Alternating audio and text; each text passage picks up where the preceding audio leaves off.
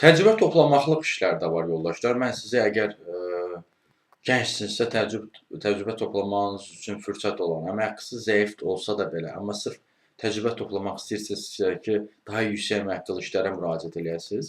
O tipli işlərdən də bəhs etmək istəyirəm və qeyd edirəm ki, həmin tipli işlər çox da şərt qoymur sizin qarşınıza, çox da ciddi meyarları olmur. Misal üçün, gəlin ən zəifindən birindən bəhs edeyim. Misal üçün, kompüter operatoru işi var yoldaşlar. Xanımlar üçündür bu, misal üçün. Kompüter ofis proqramlarında sərbəst istifadə etmək bacarığınız varsa, 20-30 yaşlı şəxsinizsə, 500 manatlıq Nərimanovda belə bir iş var. Bundan əlavə yoldaşlar,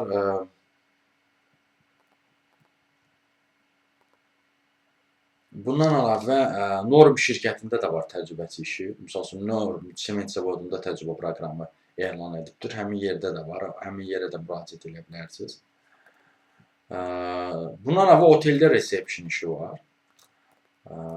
Buna bənzər 2 dənə variant var, qeyd edeyim bu arada. Yəni, bu tipli variantda iş 2 dənə variantdadır.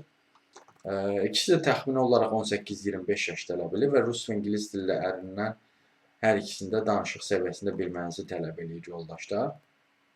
Bilirsinizsə, bu işlərə müraciət edə bilərsiniz. Bundan əlavə bir təxminən 4 dənə də yoldaşlar insan resursları sahəsində təcrübəçi işi var. Onlardan biri, misal üçün, part-time'dır, yəni yarım ştatdır. O, estetik labda olmalıdır yoldaşlar. 350 manat da pul verir. Çünki səhər saat 9-dan günorta 2-yə qədər, bir də günorta 2-dən axşam 6-ya kimi olan bir işdir. Yəni 4 saatlıq bir işdir. 19-25 yaşlı xanım olmalısınız və ofis proqramlarını bilməlisiniz. Bundan əlavə harada var? ABV-də var. İnsan resursları sahəsində təcrübəçi işi. Ofis proqramlarını bilirsinizsə, ingilis dili biliyiniz varsa müraciət edə bilərsiniz, heç olmasa orta səviyyədə varsa. Sonra Azərbaycan Holdingdə də var insan resursları sahəsində. Ali təhsillisinizsə müraciət edə bilərsiniz. Bir də yoldaşlar başqa şirkətdə də olmalıdır. Bəli, Aras supermarketində də var. Ali təhsillisinizsə, insan resursları metrikləri ilə bağlı nəzəri bilikləriniz varsa müraciət edə bilərsiniz.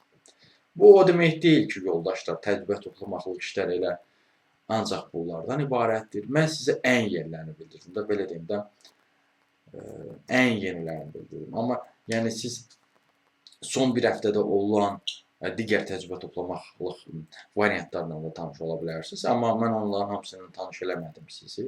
Yəni o ehtimal da var. Ona görə də yəni düşünməyin ki, insan elə işlərin əksəriyyəti elə insan resurslarındadır və ancaq elə bu 2-3 dənə sahədədir. Yəni elə ancaq cəmi 7-8 dənədir. Xeyr, onlarla bağlı mən mütəmadi olaraq WhatsApp kanalda paylaşımlar olur, orada da tanış ola bilərsiniz. Yəni bu tipli işlər çox olur. Əsas şərtlər nə olur yoldaşlar? Mənə söhbət orta səviyyəli işlərdən gedir də. Orta səviyyədə bilikli var, bacarıqlarınız var. Olsun, bəzən elə olur ki, rus dili bilməniz kifayət edir və yaxud da ingilis dili bilməniz kifayət edir və yaxud da ofis proqramları bilməniz kifayət edir.